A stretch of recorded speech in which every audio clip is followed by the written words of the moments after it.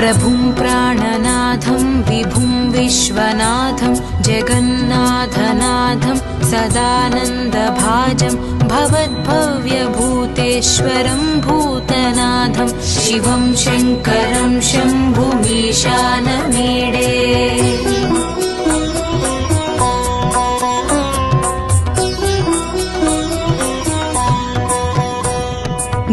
गळेरुण्डमालं तनौ सर्पजालं महाकालकालं गणेशादिपालं जटाजूटगङ्गोत्तरङ्गैर्विशालं शिवं शङ्करं शम्भुमीशानमीडे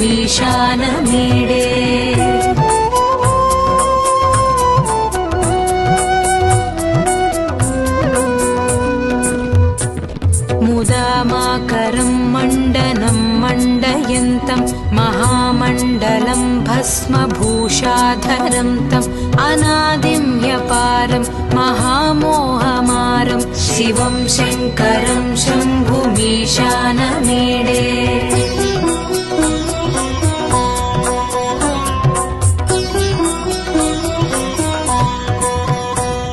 वटाधो निवासं महाटाट्टहासं महापापनाशं सदा सुप्रकाशं गिरीशं गणेशं सुरेशं महेशं शिवं शङ्करं शम्भुमीशानमीडे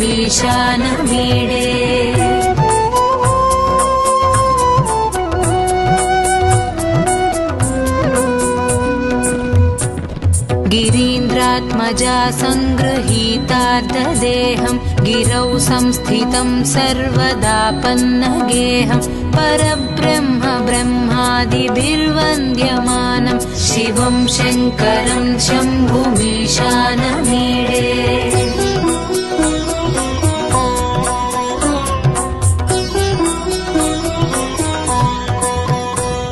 कपालं त्रिशूलं कराभ्यां दधानं पदाम्भोजनं रायकामं ददानं बलिवर्धमानं सुराणां प्रधानं शिवं शङ्करं शम्भुमीशानमीडे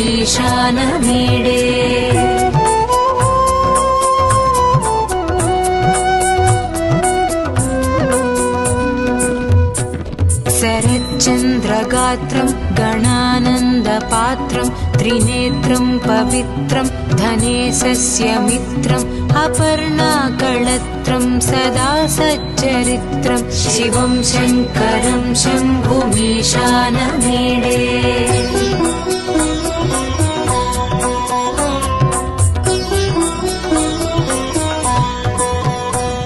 हरं सर्पहारं चिताभूविहारं भवं वेदसारं सदा निर्विकारं श्मशाने वसन्तं मनोजं दहन्तं शिवं शङ्करं शम्भुमीशानमीडे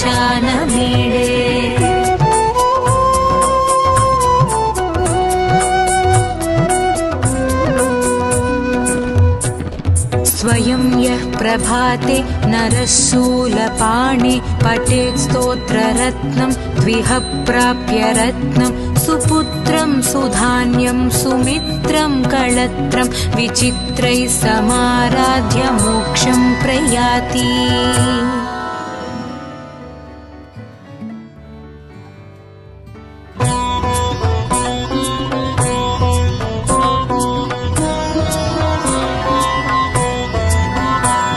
प्रभुं प्राणनाथं विभुं विश्वनाथं जगन्नाथनाथं सदानन्दभाजं भवद्भव्यभूतेश्वरं भूतनाथं शिवं शङ्करं शम्भुमीशानमीडे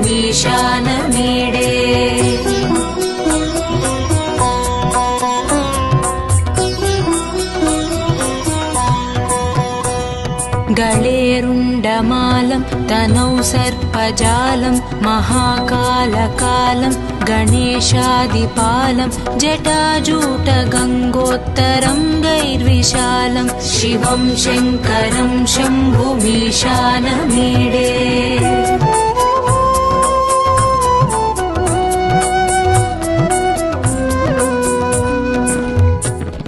मुदामाकरं मण्डनं मण्डयन्तं महामण्डलं जालं भस्मभूषाधरं तम् अनादिं ह्यपारं महामोहमारं शिवं शङ्करं शम्भुमीशानमीडे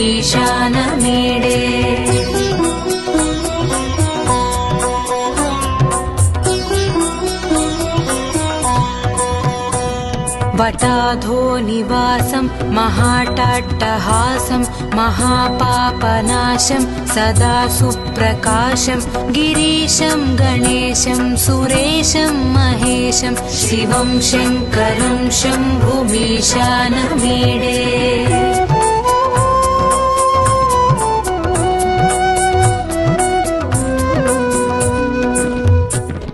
गिरीन्द्रात्मजा सङ्गृहीतार्धदेहं गिरौ संस्थितं सर्वदापन्नगेहं परब्रह्म ब्रह्मादिभिर्वन्द्यमानं शिवं शङ्करं शम्भुमीशानमीडे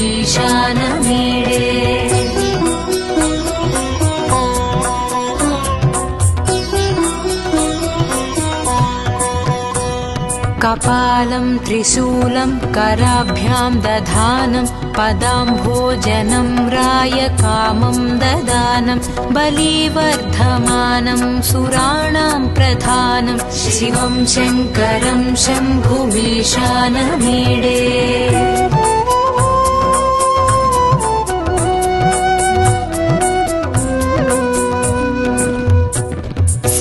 शरच्चन्द्रगात्रं गणानन्दपात्रं त्रिनेत्रं पवित्रं धनेशस्य मित्रम् अपर्णाकळत्रं सदा सच्चरित्रं शिवं शङ्करं शम्भुमीशानमीडे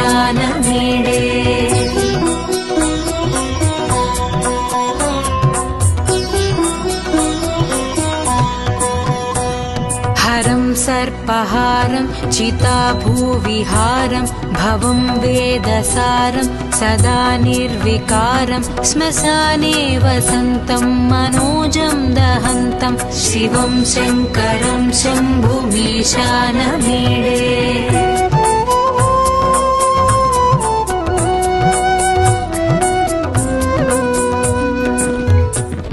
स्वयं यः प्रभाते नरः शूलपाणे पठेत् स्तोत्ररत्नं द्विह प्राप्य रत्नं सुपुत्रं सुधान्यं सुमित्रं कळत्रं विचित्रैः समाराध्य मोक्षं प्रयाति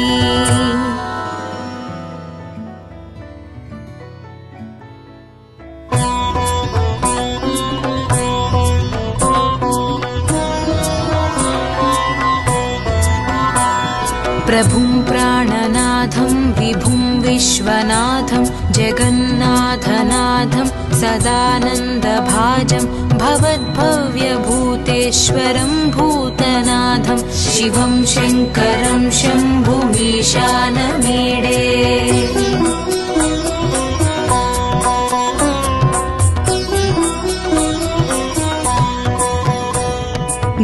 गळेरुण्डमालं तनौ सर्पजालं महाकालकालं गणेशादिपालं जटाजूटगङ्गोत्तरं गैर्विशालं शिवं शङ्करं शम्भुमीशानमीडे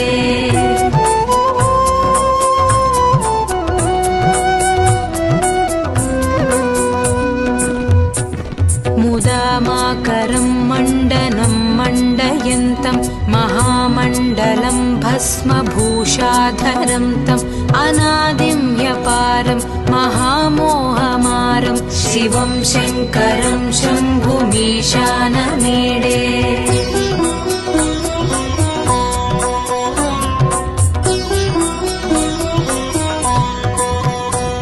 वटाधो निवासं महाटाट्टहासं महापापनाशं सदा सुप्रकाशं गिरीशं गणेशं सुरेशं महेशं शिवं शङ्करं शम्भुमीशानमीडे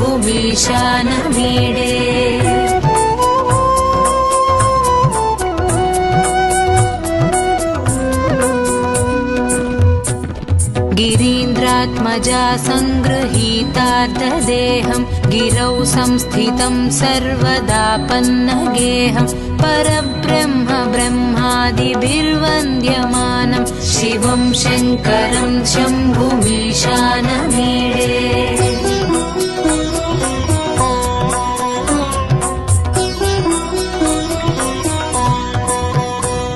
कपालं त्रिशूलं कराभ्यां दधानं पदाम्भोजनं रायकामं ददानं बलिवर्धमानं सुराणां प्रधानं शिवं शङ्करं शम्भुमीशानमीडे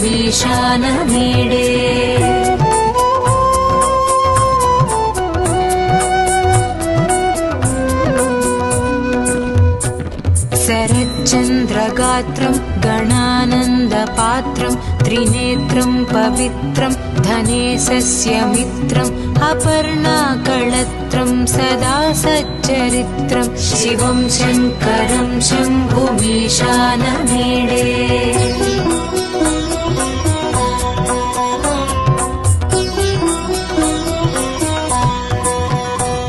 हरं सर्पहारं चिताभूविहारं भवं वेदसारं सदा निर्विकारं श्मशाने वसन्तं मनोजं दहन्तं शिवं शङ्करं शम्भुमीशानमीडे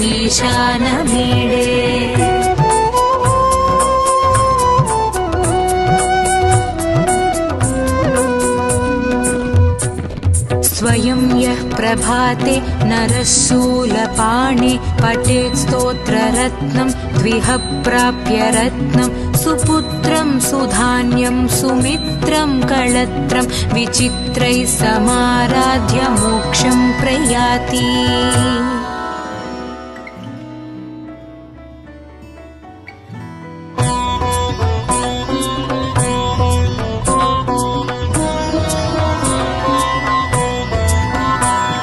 प्रभुं प्राणनाथं विभुं विश्वनाथं जगन्नाथनाथं सदानन्दभाजं भवद्भव्यभूतेश्वरं भूतनाथं शिवं शङ्करं शम्भुमीशानमीडे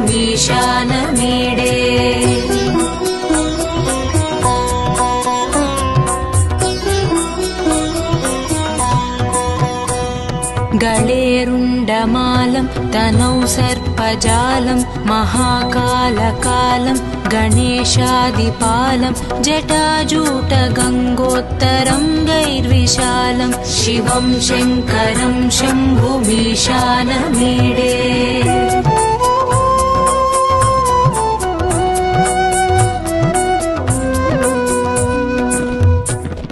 मुदामाकरं मण्डनं मण्डयन्तं महामण्डलं भस्मभूषाधरं तम् अनादिं ह्यपारं महामोहमारं शिवं शङ्करं शम्भुमीशानमीडे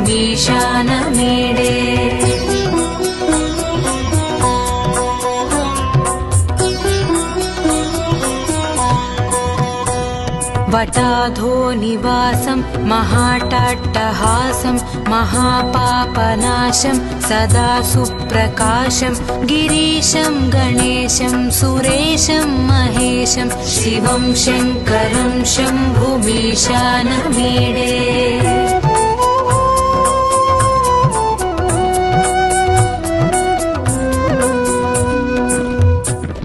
गिरीन्द्रात्मजा सङ्गृहीतार्धदेहं गिरौ संस्थितं सर्वदा पन्नगेहं परब्रह्म ब्रह्मादिभिर्वन्द्यमानं शिवं शङ्करं शम्भुमीशानमीडे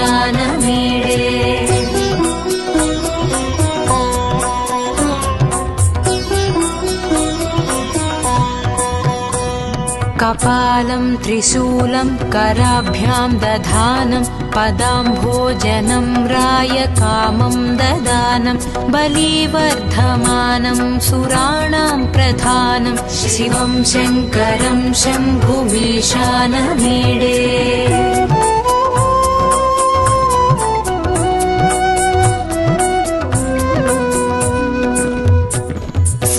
शरच्चन्द्रगात्रं गणानन्दपात्रं त्रिनेत्रं पवित्रं धनेशस्य मित्रम् अपर्णाकळत्रं सदा सच्चरित्रं शिवं शङ्करं शम्भुमीशानमीडे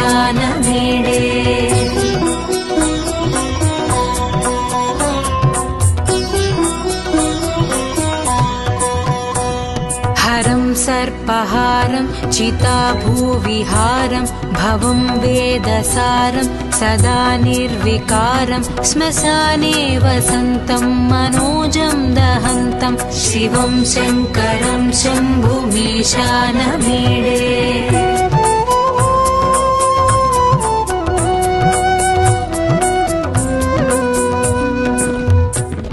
स्वयं यः प्रभाते नरः शूलपाणे पठेत् स्तोत्ररत्नं द्विह प्राप्य रत्नं सुपुत्रं सुधान्यं सुमित्रं कळत्रं विचित्रैः समाराध्य मोक्षं प्रयाति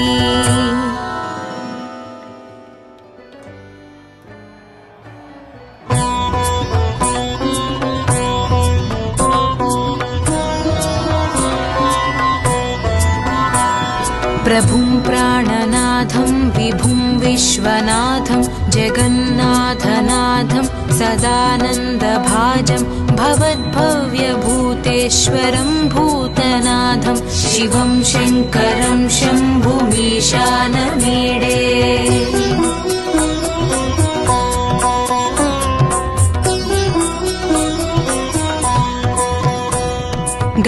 गळेरुण्डमालं तनौ सर्पजालं महाकालकालं गणेशादिपालं जटाजूटगङ्गोत्तरं गैर्विशालं शिवं शङ्करं शम्भुमीशानमीडे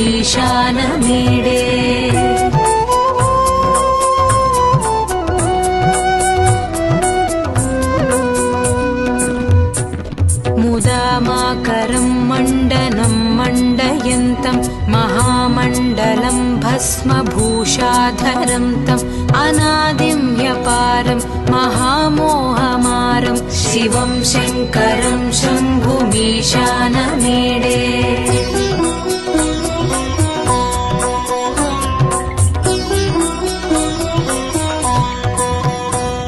वटाधो निवासं महाटाट्टहासं महापापनाशं सदा सुप्रकाशं गिरीशं गणेशं सुरेशं महेशं शिवं शङ्करं शम्भुमीशानमीडे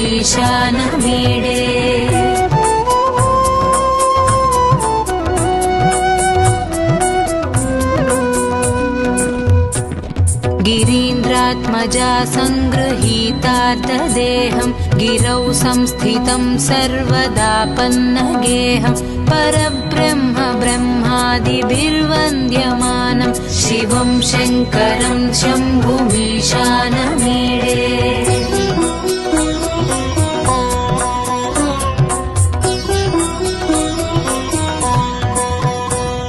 कपालं त्रिशूलं कराभ्यां दधानं पदाम्भोजनं रायकामं ददानं बलिवर्धमानं सुराणां प्रधानं शिवं शङ्करं शम्भुमीशानमीडे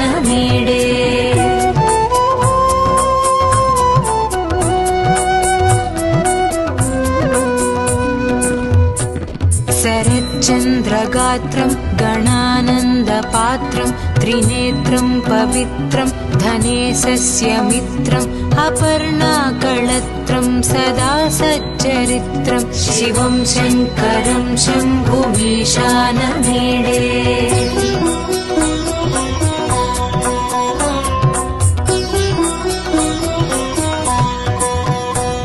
हरं सर्पहारं चिताभूविहारं भवं वेदसारं सदा निर्विकारं श्मशाने वसन्तं मनोजं दहन्तं शिवं शङ्करं शम्भुमीशानमीडे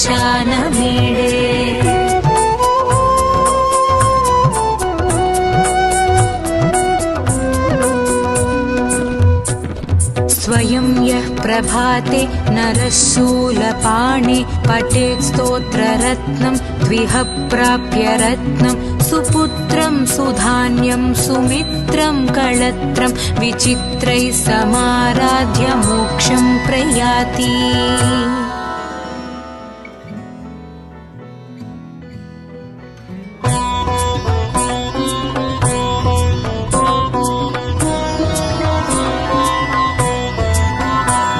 प्रभुं प्राणनाथं विभुं विश्वनाथं जगन्नाथनाथं सदानन्दभाजं भवद्भव्यभूतेश्वरं भूतनाथं शिवं शङ्करं शम्भुमीशानमीडे।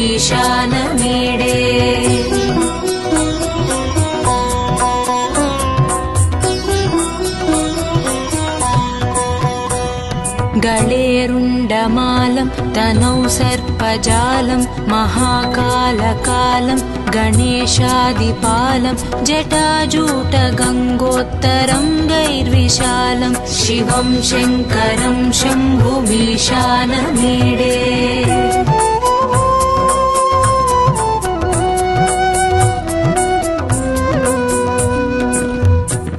मुदामाकरं मण्डनं मण्डयन्तं महामण्डलं भस्मभूषाधरं तम् अनादिं ह्यपारं महामोहमारं शिवं शङ्करं शम्भुमीशानमीडे।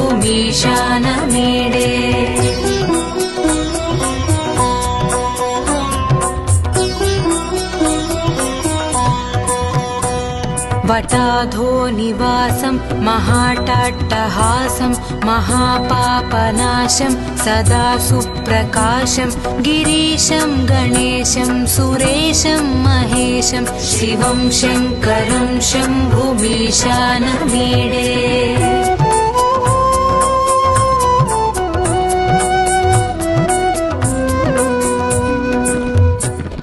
गिरीन्द्रात्मजा सङ्गृहीतार्धदेहं गिरौ संस्थितं सर्वदापन्नगेहं परब्रह्म ब्रह्मादिभिर्वन्द्यमानं शिवं शङ्करं शम्भुमीशानमीडे।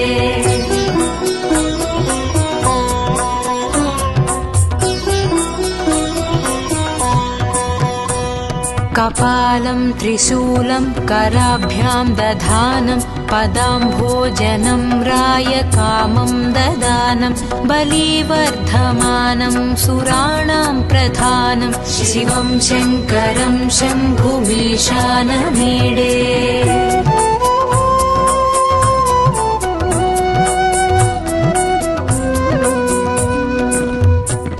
शरच्चन्द्रगात्रं गणानन्दपात्रं त्रिनेत्रं पवित्रं धनेशस्य मित्रम् अपर्णाकळत्रं सदा सच्चरित्रं शिवं शङ्करं शम्भुमीशानमीडे।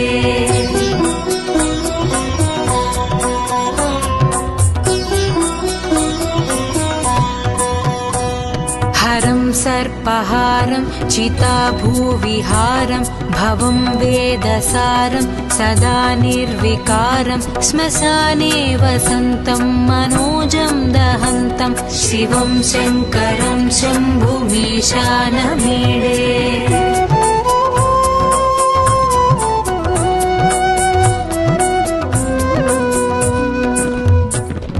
स्वयं यः प्रभाते नरः शूलपाणे पठेत् स्तोत्ररत्नं द्विह प्राप्य रत्नं सुपुत्रं सुधान्यं सुमित्रं कळत्रं विचित्रैः समाराध्य मोक्षं प्रयाति।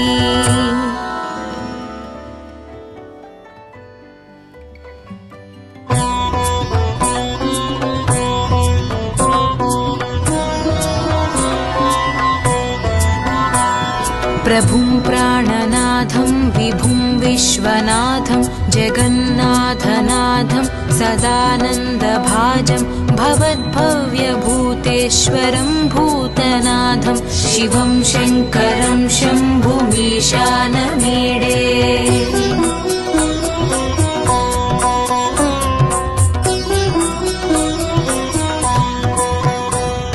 गळेरुण्डमालं तनौ सर्पजालं महाकालकालं गणेशादिपालं जटाजूटगङ्गोत्तरङ्गैर्विशालं शिवं शङ्करं शम्भुमीशानमीडे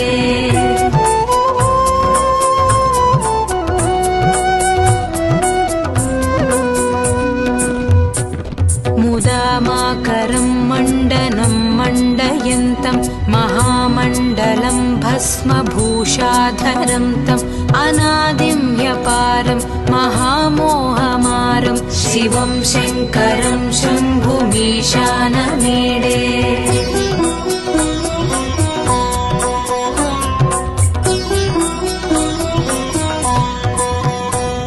वटाधो निवासं महाटाट्टहासं महापापनाशं सदा सुप्रकाशं गिरीशं गणेशं सुरेशं महेशं शिवं शङ्करं शम्भुमीशानमीडे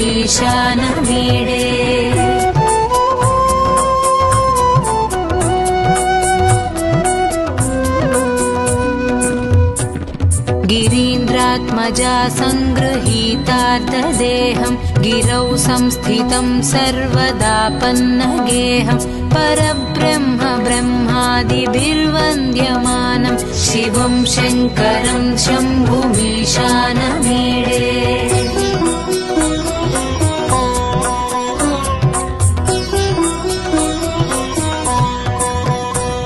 कपालं त्रिशूलं कराभ्यां दधानं पदाम्भोजनं रायकामं ददानं बलिवर्धमानं सुराणां प्रधानं शिवं शङ्करं शम्भुमीशानमीडे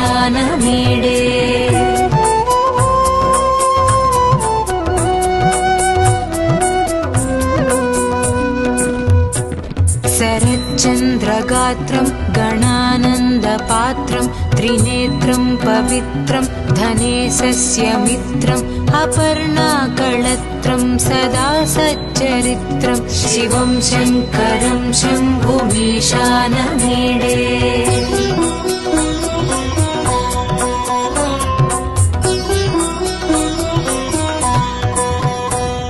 हरं सर्पहारं चिताभूविहारं भवं वेदसारं सदा निर्विकारं श्मशाने वसन्तं मनोजं दहन्तं शिवं शङ्करं शम्भुमीशानमीडे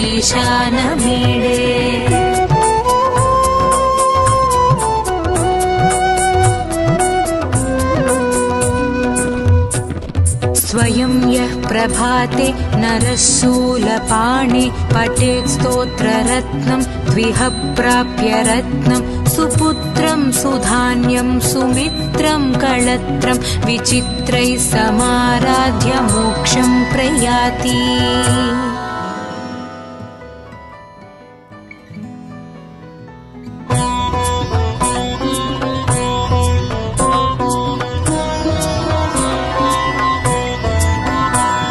प्रभुं प्राणनाथं विभुं विश्वनाथं जगन्नाथनाथं सदानन्दभाजं भवद्भव्यभूतेश्वरं भूतनाथं शिवं शङ्करं शम्भुमीशानमीडे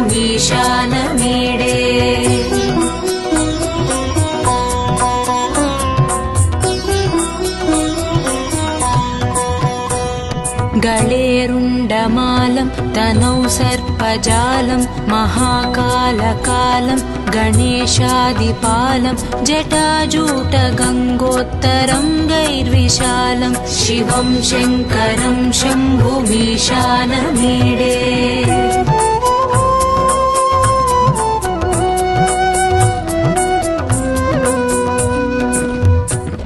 मुदामाकरं मण्डनं मण्डयन्तं महामण्डलं भस्मभूषाधरं तम् अनादिं ह्यपारं महामोहमारं शिवं शङ्करं शम्भुमीशानमीडे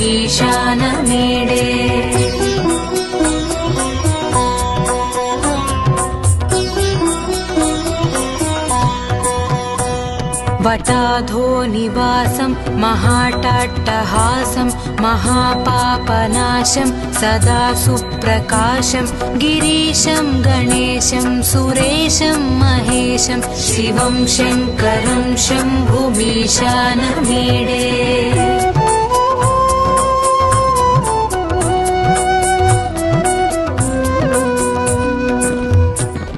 गिरीन्द्रात्मजा सङ्गृहीतार्धदेहं गिरौ संस्थितं सर्वदापन्नगेहं परब्रह्म ब्रह्मादिभिर्वन्द्यमानं शिवं शङ्करं शम्भुमीशानमीडे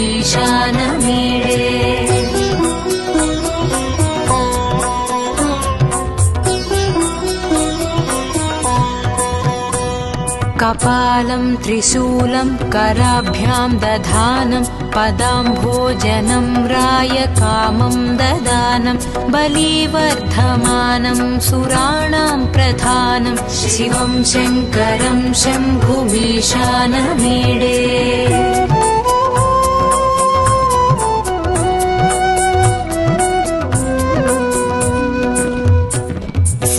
शरच्चन्द्रगात्रं गणानन्दपात्रं त्रिनेत्रं पवित्रं धनेशस्य मित्रम् अपर्णाकळत्रं सदा सच्चरित्रं शिवं शङ्करं शम्भुमीशानमीडे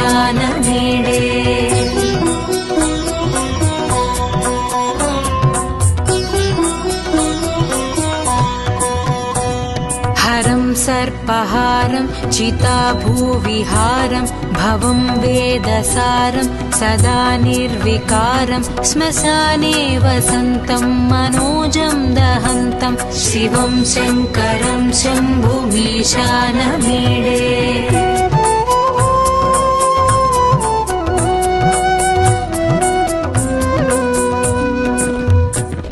स्वयं यः प्रभाते नरः शूलपाणे पठेत् स्तोत्ररत्नं द्विह प्राप्य रत्नं सुपुत्रं सुधान्यं सुमित्रं कळत्रं विचित्रैः समाराध्य मोक्षं प्रयाति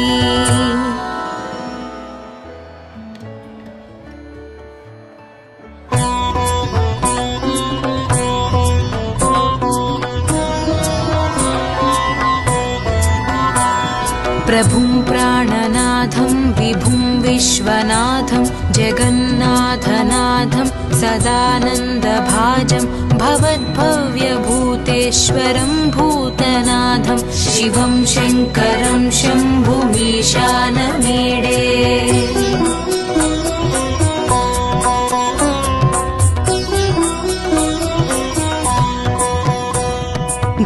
गळेरुण्डमालं तनौ सर्पजालं महाकालकालं गणेशादिपालं जटाजूटगङ्गोत्तरं गैर्विशालं शिवं शङ्करं शम्भुमीशानमीडे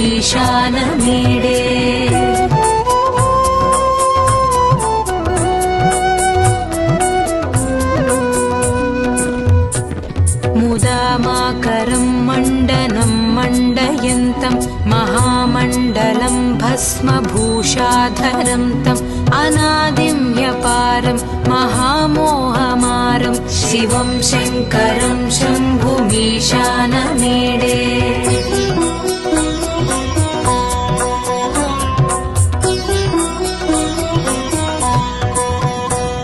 वटाधो निवासं महाट्टहासं महापापनाशं सदा सुप्रकाशं गिरीशं गणेशं सुरेशं महेशं शिवं शङ्करं शम्भुमीशानमीडे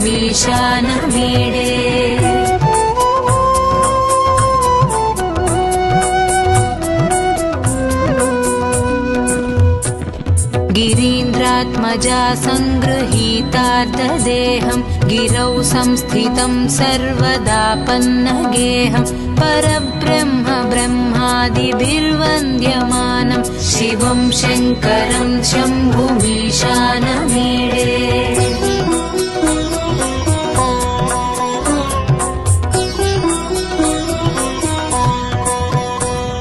कपालं त्रिशूलं कराभ्यां दधानं पदाम्भोजनं रायकामं ददानं बलिवर्धमानं सुराणां प्रधानं शिवं शङ्करं शम्भुमीशानमीडे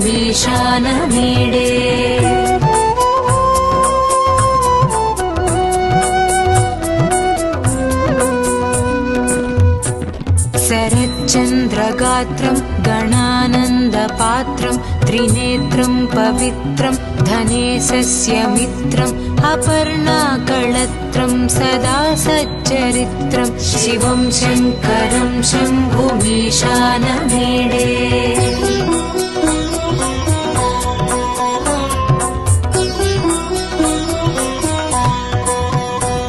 हरं सर्पहारं चिताभूविहारं भवं वेदसारं सदा निर्विकारं श्मशाने वसन्तं मनोजं दहन्तं शिवं शङ्करं शम्भुमीशानमीडे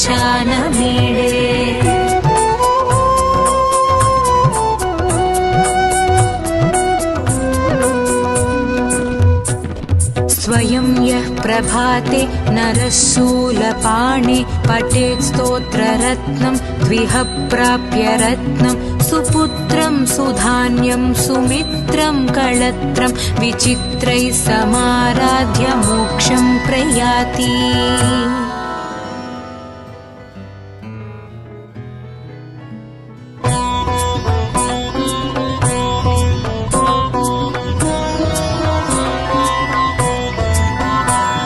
प्रभुं प्राणनाथं विभुं विश्वनाथं जगन्नाथनाथं सदानन्दभाजं भवद्भव्यभूतेश्वरं भूतनाथं शिवं शङ्करं शम्भुमीशानमीडे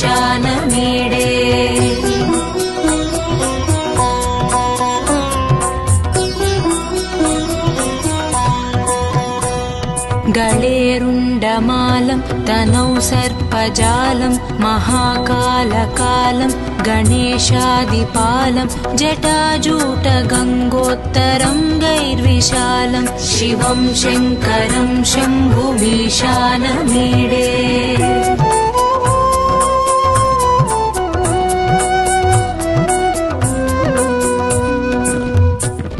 मुदामाकरं मण्डनं मण्डयन्तं महामण्डलं भस्मभूषाधरं तम् अनादिं ह्यपारं महामोहमारं शिवं शङ्करं शम्भुमीशानमीडे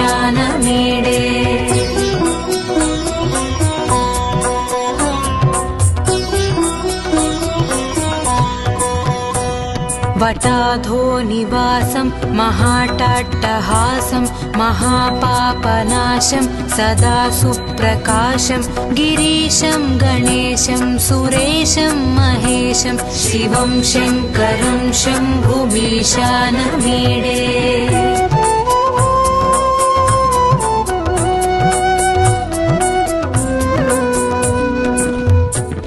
गिरीन्द्रात्मजा सङ्गृहीतार्धदेहं गिरौ संस्थितं सर्वदा पन्नगेहं परब्रह्म ब्रह्मादिभिर्वन्द्यमानं शिवं शङ्करं शम्भुमीशानमीडे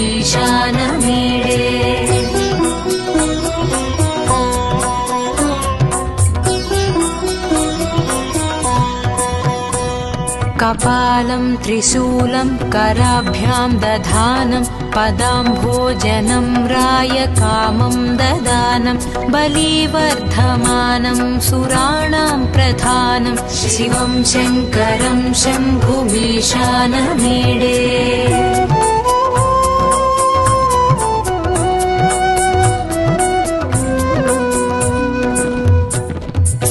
शरच्चन्द्रगात्रं गणानन्दपात्रं त्रिनेत्रं पवित्रं धनेशस्य मित्रम् अपर्णाकळत्रं सदा सच्चरित्रं शिवं शङ्करं शम्भुमीशानमीडे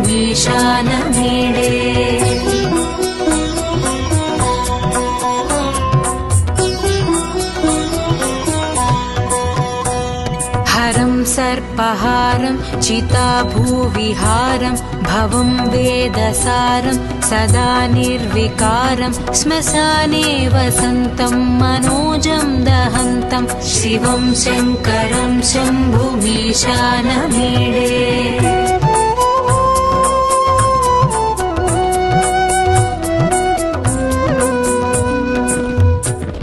स्वयं यः प्रभाते नरः शूलपाणे पठेत् स्तोत्ररत्नं द्विह प्राप्य रत्नं सुपुत्रं सुधान्यं सुमित्रं कळत्रं विचित्रैः समाराध्य मोक्षं प्रयाति।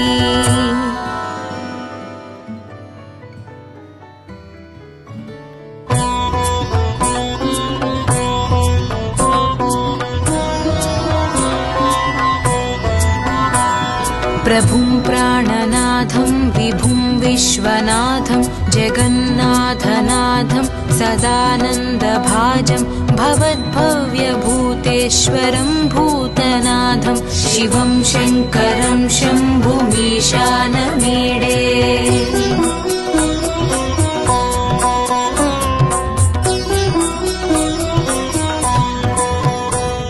गळेरुण्डमालं तनौ सर्पजालं महाकालकालं गणेशादिपालं जटाजूटगङ्गोत्तरङ्गैर्विशालं शिवं शङ्करं शम्भुमीशानमीडे।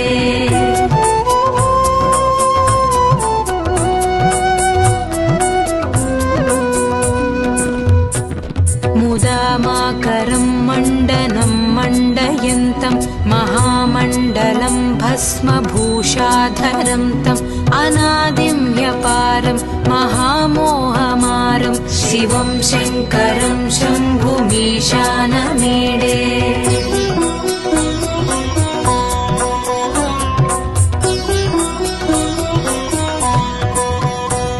वटाधो निवासं महाटाट्टहासं महापापनाशं सदा सुप्रकाशं गिरीशं गणेशं सुरेशं महेशं शिवं शङ्करं शम्भुमीशानमीडे।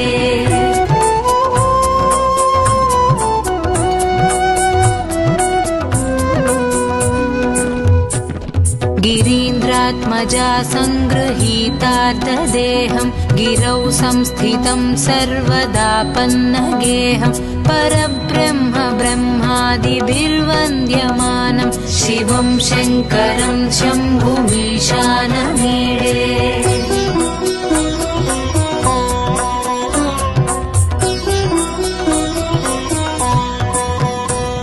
कपालं त्रिशूलं कराभ्यां दधानं पदाम्भोजनं रायकामं ददानं बलिवर्धमानं सुराणां प्रधानं शिवं शङ्करं शम्भुमीशानमीडे।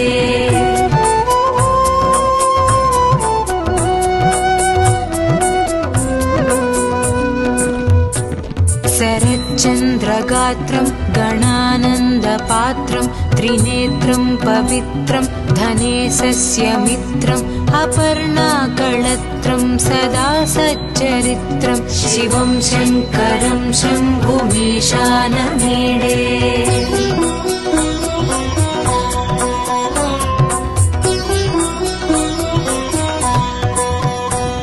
हरं सर्पहारं चिताभूविहारं भवं वेदसारं सदा निर्विकारं श्मशाने वसन्तं मनोजं दहन्तं शिवं शङ्करं शम्भुमीशानमीडे।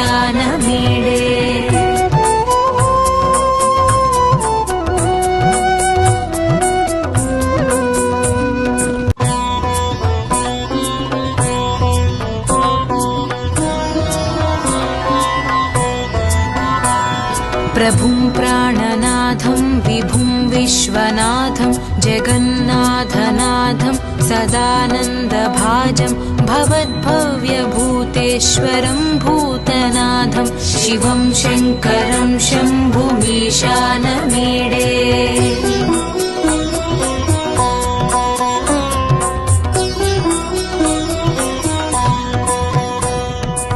गलेरुण्डमालं तनौ सर्पजालं महाकालकालं गणेशादिपालं जटाजूटगङ्गोत्तरं गैर्विशालं शिवं शङ्करं शम्भुमीशानमीडे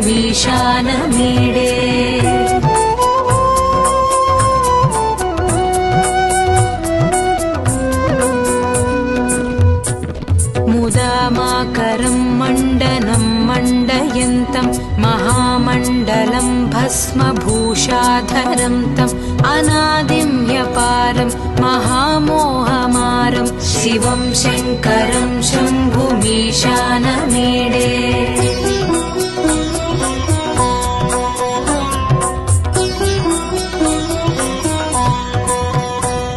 वटाधो निवासं महाटाट्टहासं महापापनाशं सदा सुप्रकाशं गिरीशं गणेशं सुरेशं महेशं शिवं शङ्करं शम्भुमीशानमीडे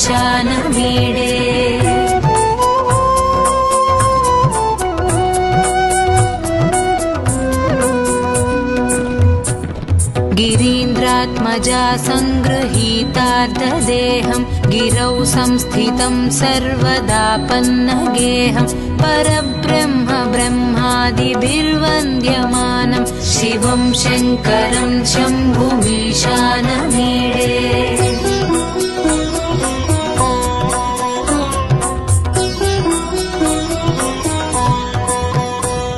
कपालं त्रिशूलं कराभ्यां दधानं पदाम्भोजनं रायकामं ददानं बलिवर्धमानं सुराणां प्रधानं शिवं शङ्करं शम्भुमीशानमीडे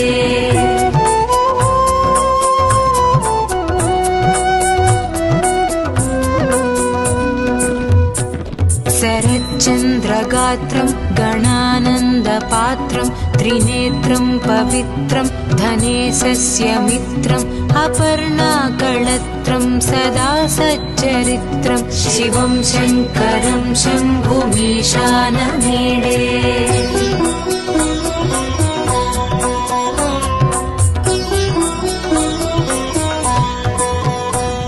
हरं सर्पहारं चिताभूविहारं भवं वेदसारं सदा निर्विकारं श्मशाने वसन्तं मनोजं दहन्तं शिवं शङ्करं शम्भुमीशानमीडे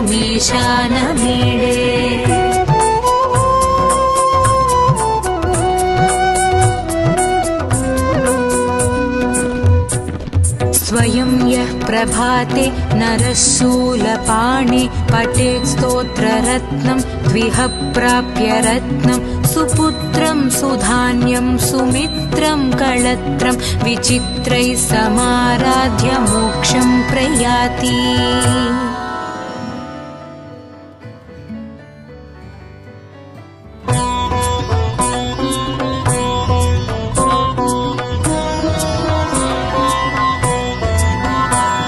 प्रभुं प्राणनाथं विभुं विश्वनाथं जगन्नाथनाथं सदानन्दभाजं भवद्भव्यभूतेश्वरं भूतनाथं शिवं शङ्करं शम्भुमीशानमीडे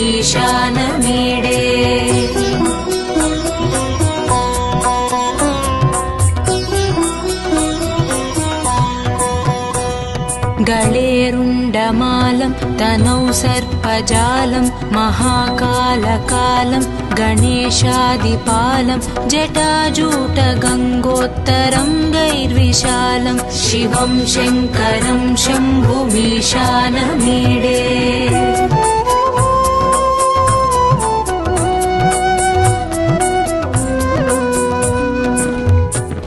मुदामाकरं मण्डनं मण्डयन्तं महामण्डलं भस्मभूषाधरं तम् अनादिं ह्यपारं महामोहमारं शिवं शङ्करं शम्भुमीशानमीडे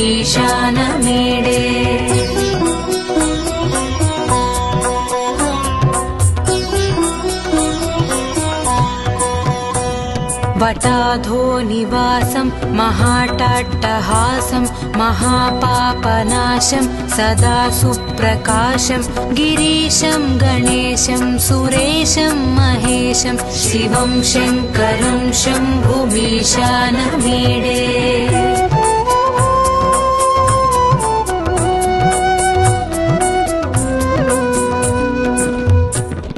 गिरीन्द्रात्मजा सङ्गृहीतार्धदेहं गिरौ संस्थितं सर्वदापन्नगेहं परब्रह्म ब्रह्मादिभिर्वन्द्यमानं शिवं शङ्करं शम्भुमीशानमीडे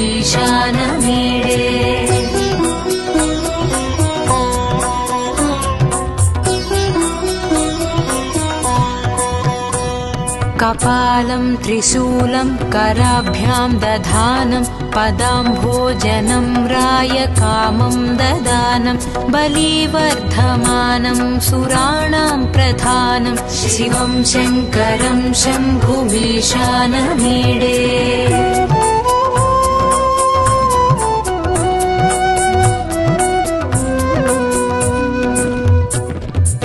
शरच्चन्द्रगात्रं गणानन्दपात्रं त्रिनेत्रं पवित्रं धनेशस्य मित्रम् अपर्णाकळत्रं सदा सच्चरित्रं शिवं शङ्करं शम्भुमीशानमीडे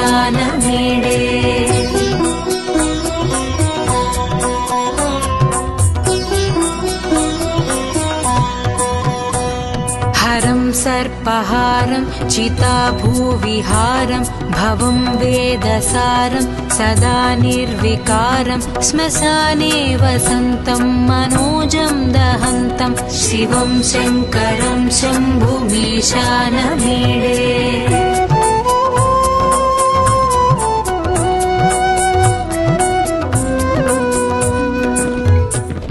स्वयं यः प्रभाते नरः शूलपाणे पठेत् स्तोत्ररत्नं द्विह प्राप्य रत्नं सुपुत्रं सुधान्यं सुमित्रं कळत्रं विचित्रैः समाराध्य मोक्षं प्रयाति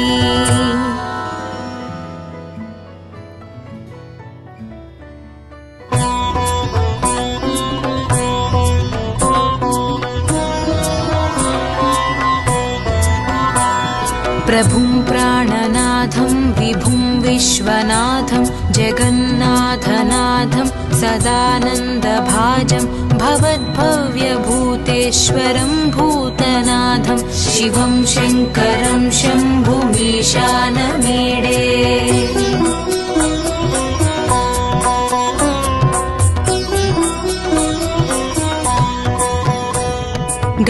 गळेरुण्डमालं तनौ सर्पजालं महाकालकालं गणेशादिपालं जटाजूटगङ्गोत्तरं गैर्विशालं शिवं शङ्करं शम्भुमीशानमीडे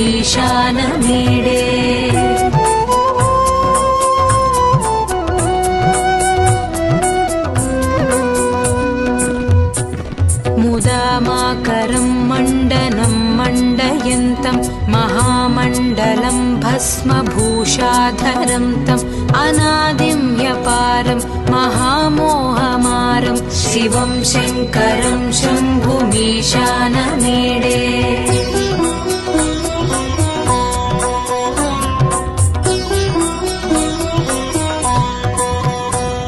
वटाधोनिवासं महाटाट्टहासं महापापनाशं सदा सुप्रकाशं गिरीशं गणेशं सुरेशं महेशं शिवं शङ्करं शम्भुमीशानमीडे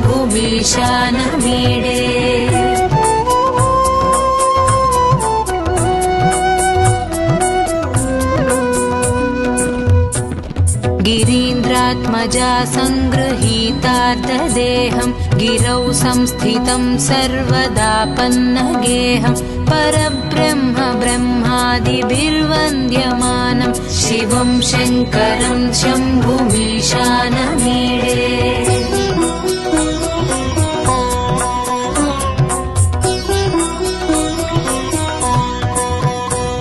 कपालं त्रिशूलं कराभ्यां दधानं पदाम्भोजनं रायकामं ददानं बलिवर्धमानं सुराणां प्रधानं शिवं शङ्करं शम्भुमीशानमीडे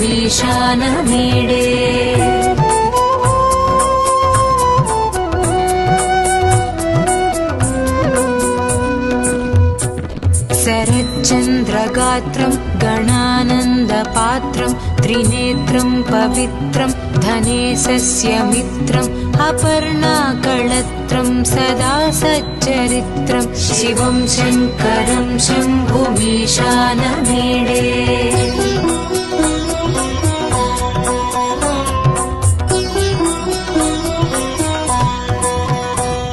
हरं सर्पहारं चिताभूविहारं भवं वेदसारं सदा निर्विकारं श्मशाने वसन्तं मनोजं दहन्तं शिवं शङ्करं शम्भुमीशानमीडे